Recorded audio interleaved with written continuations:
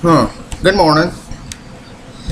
I usually don't do stuff like this because half the time I don't even know what to say or what to do, and most likely I don't even know what I'm talking about. But I just wanted to say something about ISIS and our government and their government and the Islamic religion.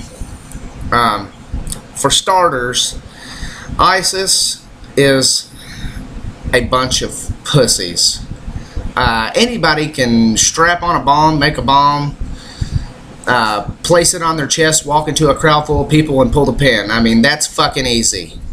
Anybody can conceal a gun, walk into a soccer game, a subway station, a group of people, and just start blasting people.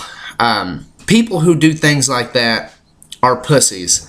And they couldn't fight their way out of a wet paper sack with a razor knife. So, for ISIS, this is for you, you bunch of fucking pussies. And second,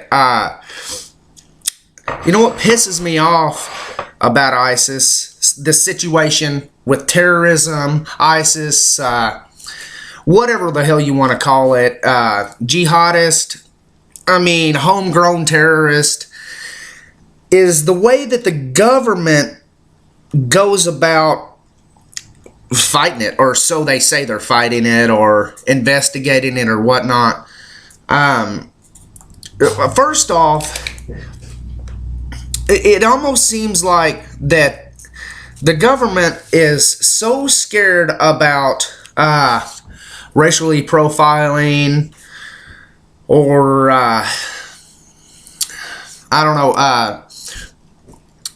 not allowing someone to practice their religion.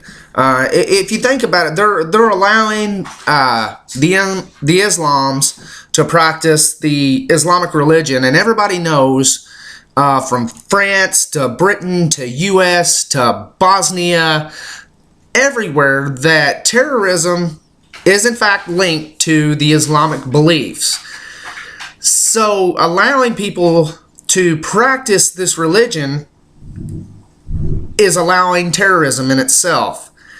They say, okay, we can't sit here and we can't say, no, you can't practice Islam.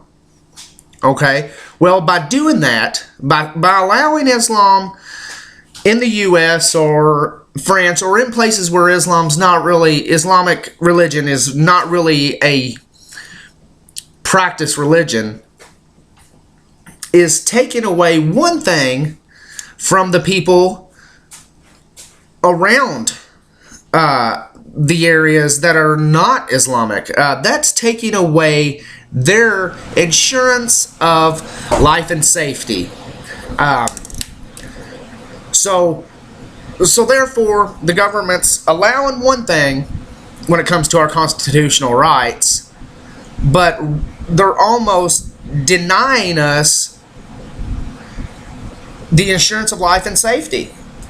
I mean, I got on the TV this morning, the only thing that was on the television this morning was about the woman, in the name of ISIS and Islam, went into wherever it was over there in California and shot up a bunch of people. Well, they raided their home and they find assault rifles, IEDs, bombs, all kinds of crap. And the neighbors from this lady had stated there was some suspicious activity going on there, and they were so scared to say anything because they were afraid that they would infringe on these people's religious rights or their ethnic background or something. And that's what scares me, and that's what the problem is. And the problem isn't the people. The problem is, I guess it is. It's the government and the people. The government's telling us that we can't be biased against these people. So therefore, let's let them all in. Let's let all the Islamics into the country, and we'll just sort out what happens after that? I mean, that to me, that's just stupid. That's like almost going into a gunfight with a knife. I mean, it just don't make sense. Or wiping before you poop, like Larry the Cable Guy says. It just don't make any sense. I mean, what do you do when you're dealing with a group of people or I don't know what you call them, a gang or whatever, like ISIS? I mean, look at them like cockroaches, which is what they are. They're a bunch of cockroaches. You just like if you had cockroaches in your house, for example, you would do whatever you had to do to get rid of said cockroaches. You would bomb the place, you would seek them out, and you would kill every last one of them. You wouldn't just kill the one you see, or you find one crawling on the counter, smash, and that's it. No, you would find out where they're coming from, and you would fix the problem before the problem increases, which is exactly what needs to be done with ISIS. And to stop the problem, or to help eliminate the problem, would be to keep the cockroaches out of your house in the first place. To ensure that, you set traps around the outside of the house. You don't bring in dirty laundry from a dumpster that you found in town. You don't bring in trash into your house because you know that trash is going to be infested with, foreign just pest. And this is what's happening with the U.S. government right now. They're allowing all these foreign pests inside our house, and then they're trying to fight the problem afterwards. So I say this. I say, nip it in the bud. The government needs to stop all Islamic traffic in and out of the country. If you're Islamic, you should not be allowed into the country. I know, is that racial profiling? Yes. But statistically, it's like 2 out of 15, I think, is like 1.5 out of 10 Islams that come into the country are somehow associated with ISIS. Is that not enough to stop the Islams from coming into the country? I mean, that just, it makes good sense. And you say, well, we can't infringe on their rights. Are they U.S. citizens? Can you infringe on somebody's right before they're a U.S. citizen? I do believe so. You don't have the rights before you're here. Okay? So,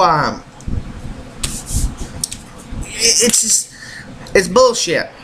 And I think it's this political statement and this what's going on right now. I mean, you've got election time coming up, and people are using this as means for political arguments or their political agenda. What can I do to stop ISIS? Well, it's everybody's job. It's the government's job. It's the people's job.